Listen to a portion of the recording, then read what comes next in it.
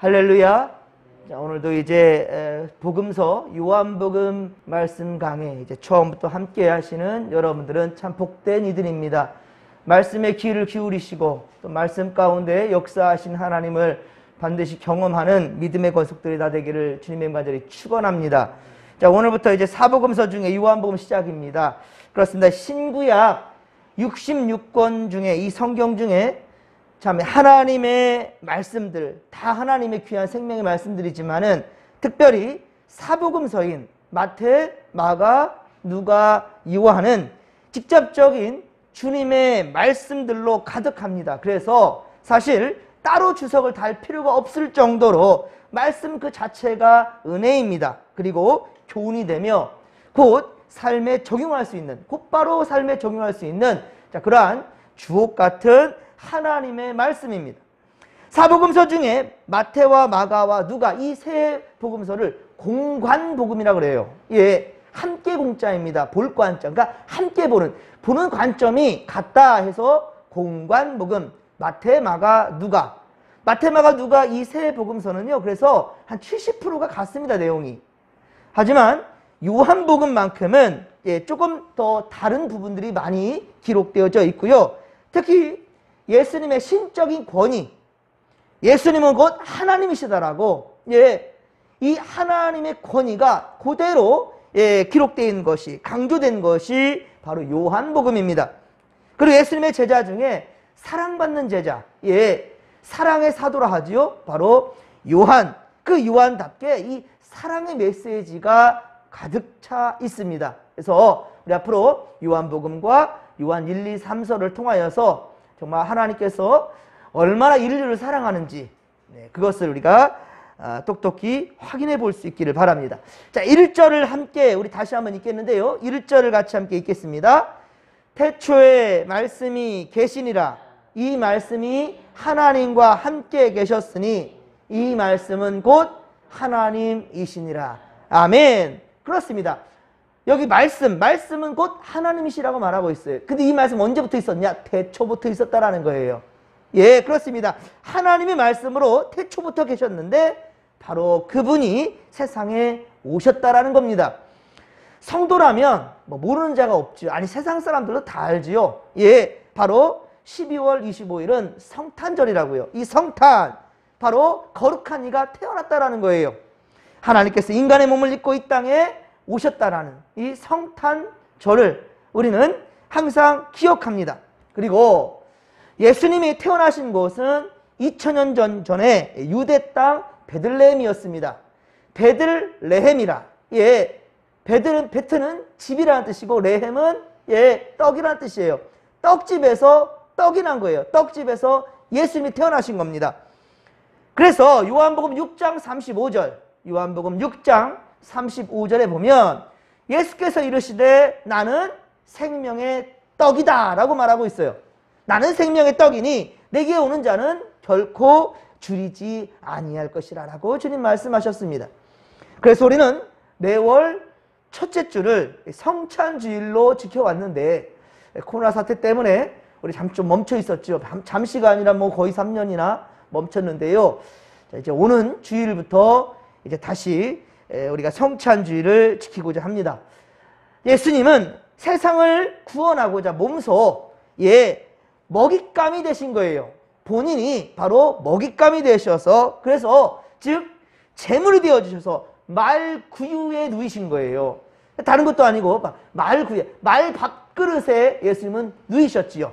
그리고 그 예수님은 인류를 위해 먹잇감이 됐다라는 거예요. 대신해서 대속 제물이 되어 죽어주신 거죠. 만약 예수님이 왕궁에서 태어났단다면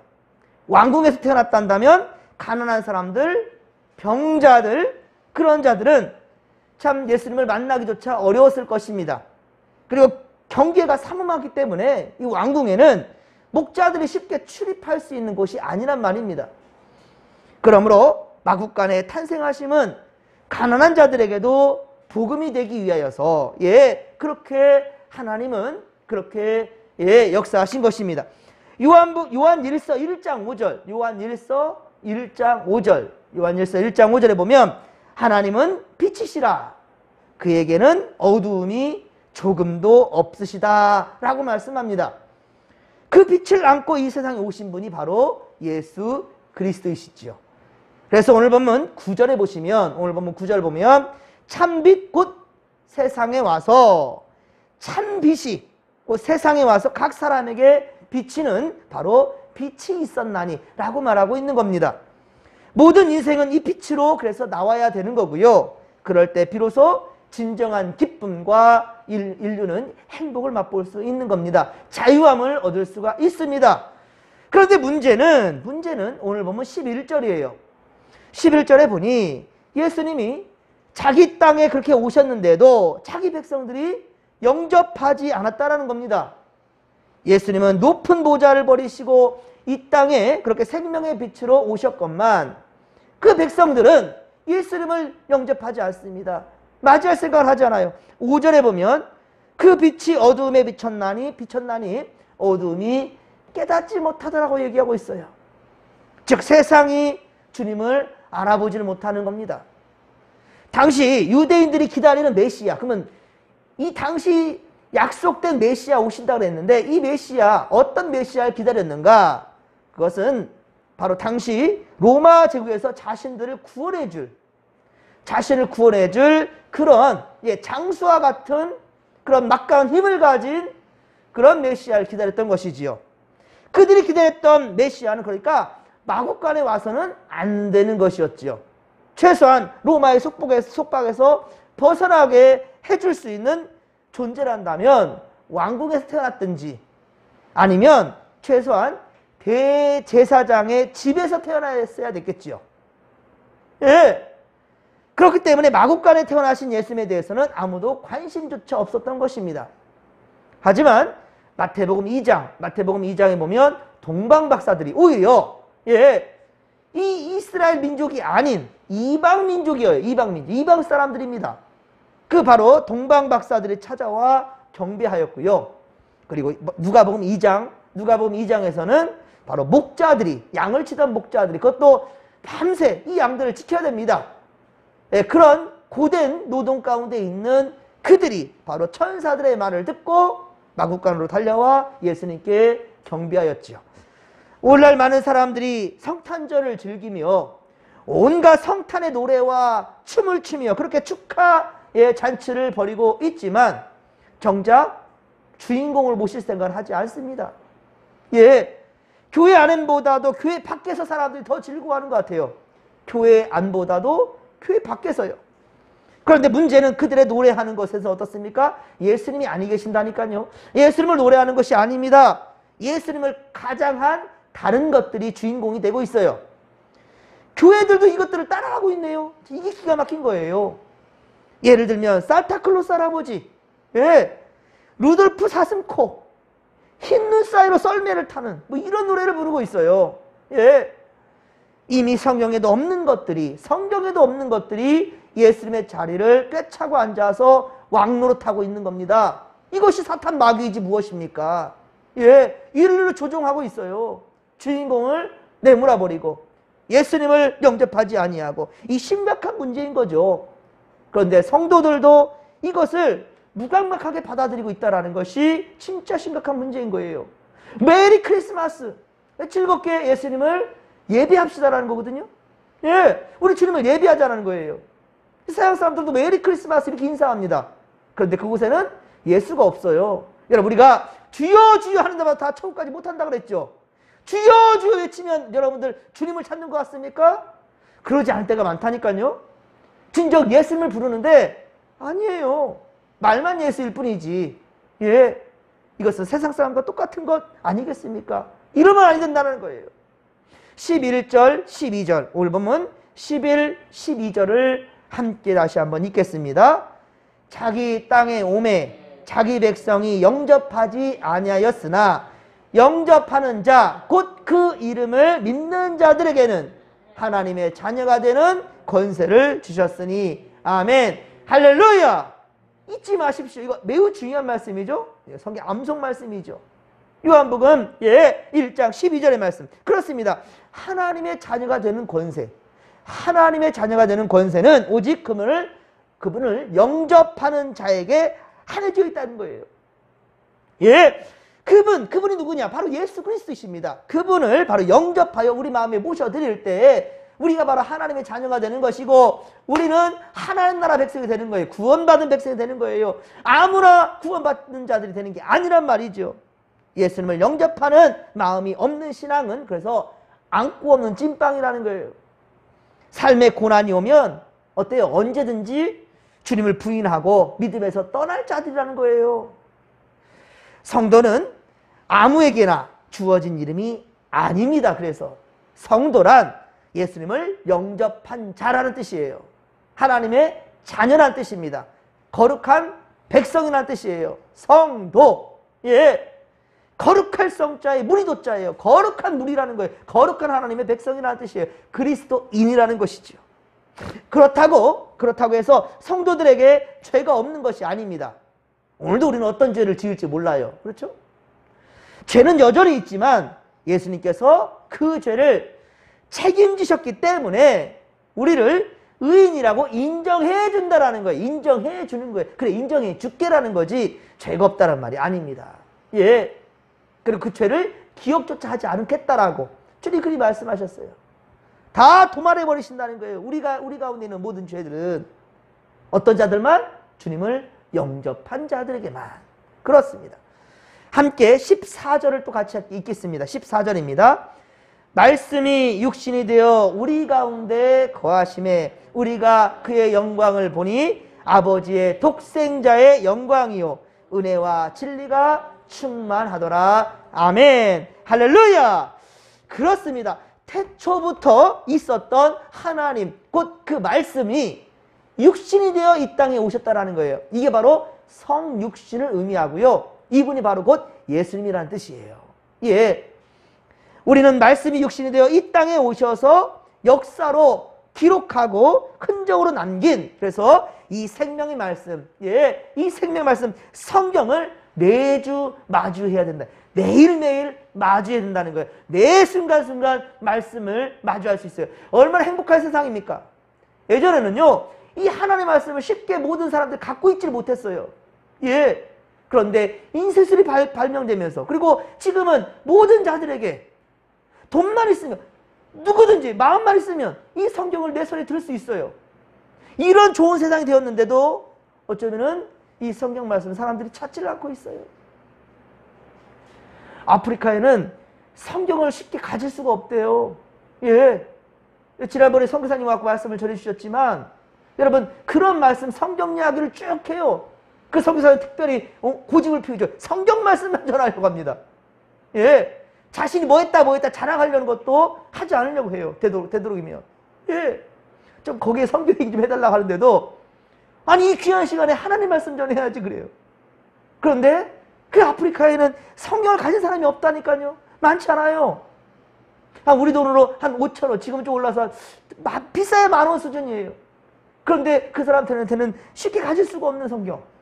그런데도 예 영어로 성경하면 본토어로 번역을 하고 그 앞에 찬양을 하고 3-4시간을 그렇게 하나님께 예배를 드리는데도 남녀노소 할 것 없이 어린아이들도 딴 생각하지 않고 말씀에만 집중하고 있어요. 내 손에 성경도 없는데도 불구하고.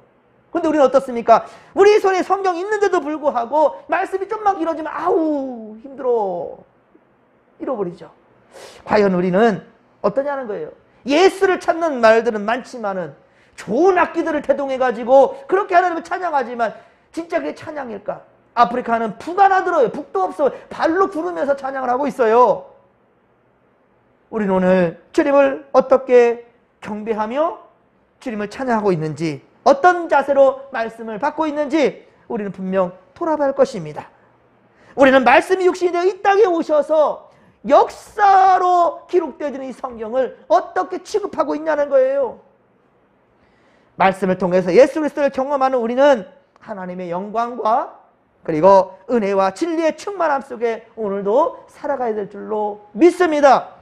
그리고 16절의 말씀처럼 오늘 보면 16절 말씀처럼 이 충만한 데서 은혜를 받으니 은혜 위에 은혜로 일 줄로 여러분들 믿으시기 바랍니다. 그래서 저는 은혜를 더하여 주옵소서. 이런 기도가 아니에요. 하나님, 이 은혜에서 머무르지 않게 하시고 더 큰 은혜를 주시옵소서. 은혜 위에 은혜라는 거예요. 은혜 위에 은혜라.